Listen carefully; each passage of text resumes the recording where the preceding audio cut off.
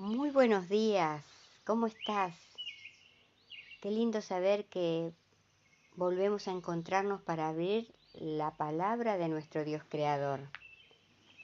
Muchas gracias porque estás ahí, acompañándome. Trae tu Biblia y oremos antes de abrirla. Amado Padre Celestial, te damos gracias por este día que nos estás regalando.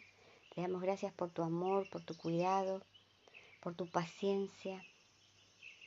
Señor, saber que siempre estás a nuestro lado nos hace vivir seguros. Ayúdanos ahora al abrir tu palabra con tu Espíritu Santo para que podamos entenderla, compartirla y también con tus fuerzas vivir tus palabras. Y como siempre nos preguntas, ¿dónde estás tú? Aquí estamos, Padre, ante tu presencia, deseosos de escucharte.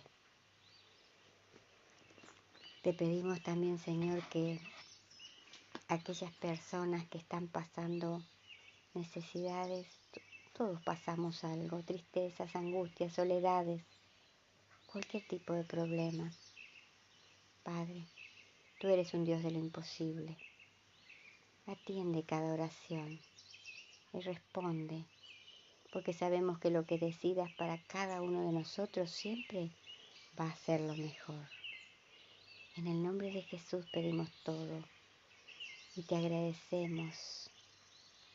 Te amamos, Padre. Amén. La lección para el día jueves 5 de abril lleva por título La Ley y el Evangelio. Como adventistas del séptimo día, nuestro nombre proclama gran parte de lo que representamos. El vocablo adventista señala nuestra creencia en la segunda venida de Jesús, una verdad que solo puede existir debido a lo que Cristo hizo con su muerte expiatoria en su primer advenimiento. La expresión del séptimo día representa el día de reposo sabático que apunta a nuestra creencia no solo en ese mandamiento específico, sino también incluye implícitamente todos los mandamientos. Por tanto, nuestro nombre adventista del séptimo día señala dos componentes fundamentales e inseparables de la verdad presente, la ley y el Evangelio. ¿De qué modo estos versículos indican el estrecho vínculo entre la ley y el Evangelio? Jeremías, vamos a leer capítulo 44, versículo 23. Porque ofrecisteis incienso y pecasteis contra Jehová, y no obedecisteis a la voz de Jehová, ni anduvisteis en su ley, ni en sus estatutos, ni en sus testimonios, por tanto ha venido sobre vosotros este mal, como hasta hoy. Ahora vayamos a Romanos capítulo 3, versículo 20 al 26. Romanos capítulo 3, versículo 20 al 26.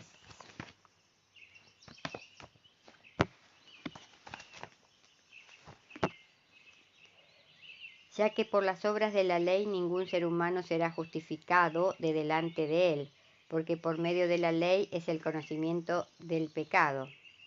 Pero ahora, aparte de la ley, se ha manifestado la justicia de Dios, testificada por la ley y por los profetas, la justicia de Dios por medio de la fe en Jesucristo, para todos los que creen en Él, porque no hay diferencia, por cuanto todos pecaron y están destituidos de la gloria de Dios, siendo justificados gratuitamente por su gracia, mediante la redención que es en Cristo Jesús, a quien Dios puso como propiciación por medio de la fe en su sangre, para manifestar su justicia a causa de haber pasado por alto en su paciencia los pecados pasados, con la mira de manifestar en este tiempo su justicia, a fin de que Él sea el justo y el que justifica al que es de la fe de Jesús. Y ahora vayamos a Romanos 7:7.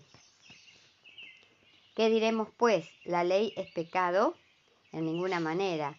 Pero yo no conocí el pecado sino por la ley, porque tampoco conociera la codicia si la ley no dijera, no codiciarás. El Evangelio es una buena noticia, la buena nueva de que Aunque hayamos pecado al infringir la ley de Dios, podemos recibir el perdón de nuestros pecados mediante la fe en lo que Cristo hizo por nosotros en la cruz. Además, se nos ha dado el poder de obedecer plenamente esa ley. Entonces, no es de extrañar que en el contexto de los últimos días, cuando el gran conflicto brame con especial ferocidad, se describa al pueblo de Dios de una manera muy específica. Leamos juntos Apocalipsis 14:12. ¿En qué forma se revela en este versículo el vínculo entre la ley y el Evangelio? Apocalipsis 14:12. Aquí está la paciencia de los santos, los que guardan los mandamientos de Dios y la fe de Jesús. Como adventistas del séptimo día, un pueblo que cree en la obediencia a la ley de Dios, ¿de qué modo podemos mostrarle a los demás que obedecemos a la ley y que eso no es legalismo, sino que es una consecuencia natural de amar a Dios y ser salvos por Él? ¿De qué manera versículos como Deuteronomio 11:1 y 1 de Juan 5:3 pueden reforzar este tema? Busquemos Deuteronomio, capítulo 11, versículo 1. Amarás pues a Jehová tu Dios y guardarás sus ordenanzas, pues sus estatutos, sus decretos y sus mandamientos todos los días. Y ahora vamos a 1 de Juan capítulo 5, versículo 3.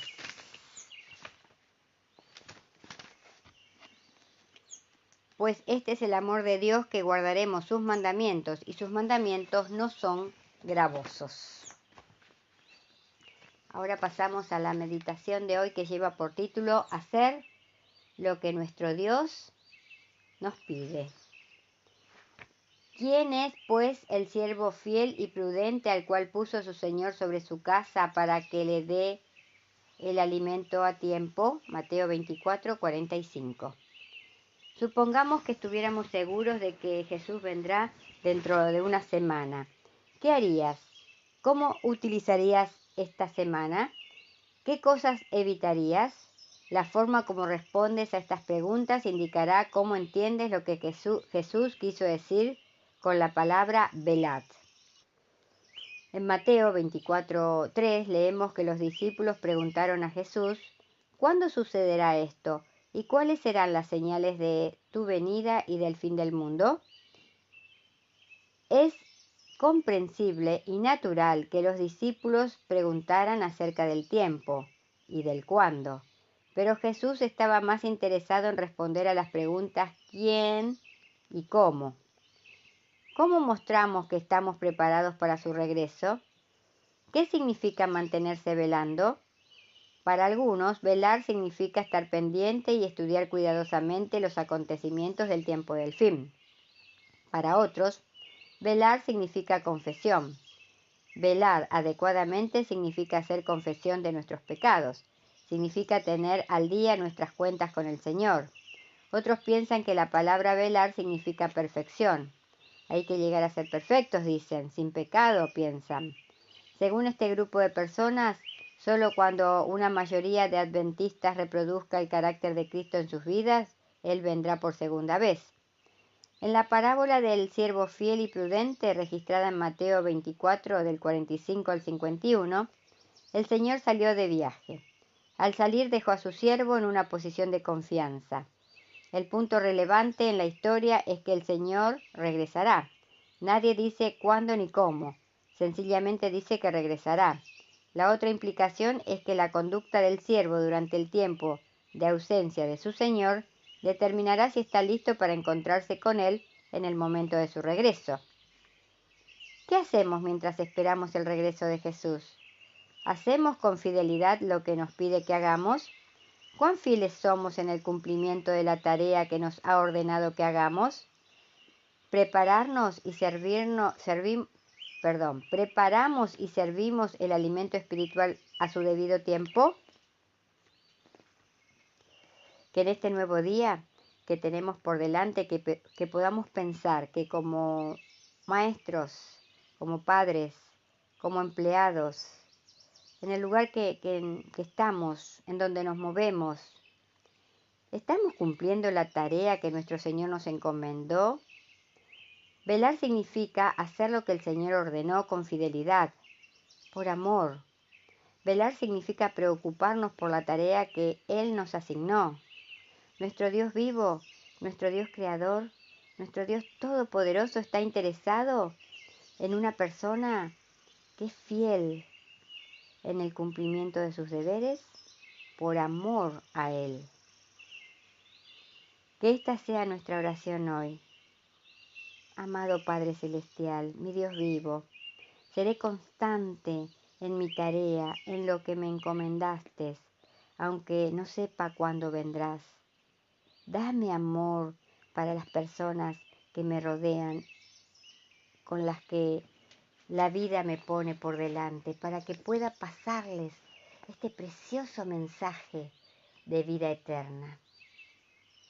Gracias, Padre, en el nombre de Jesús. Amén.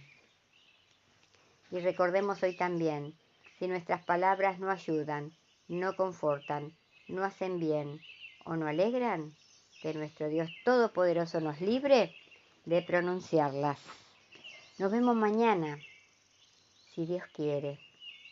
Y muchas gracias, de verdad, gracias, porque estás ahí, acompañándome.